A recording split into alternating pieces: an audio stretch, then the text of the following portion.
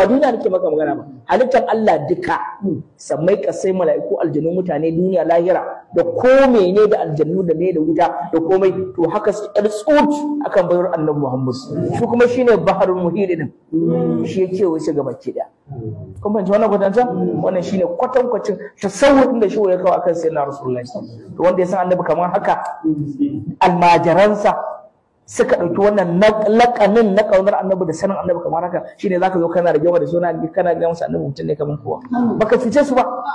ai su zo ma a wannan zamanin kawai dan dai shi Allah ya kuskure ne gaba ga wani amma da sai in ce ba ma zamanin da aka cutar da ko halitta ke cutar da masoyan annabi kamar irin wannan zamani jin magana kadai ta isa cuta wanda ba san cuta kamar ta balantana ma har a zo ana wani tattauna wai ana wani muƙabala wai ana wani wai mahaifin annabi da namu ko masu wai muƙabala ma za a yi har magana wai a zo ana la ilaha illallah kai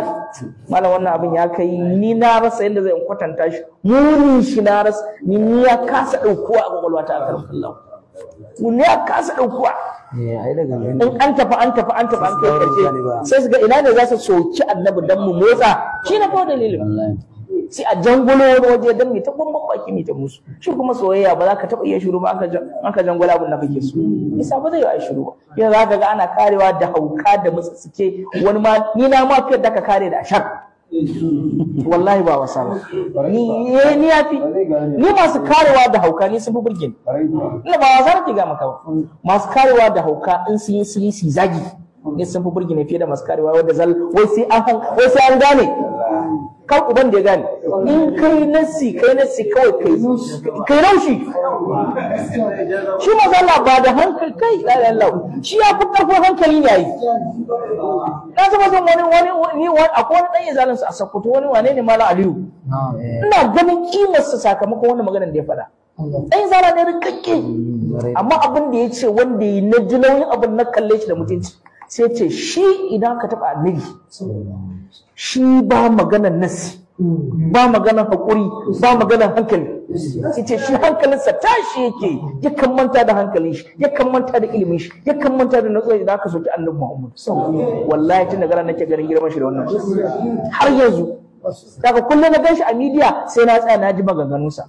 in yanzu wanda ba na yi sai in ce sai na shallaki kuma ka wani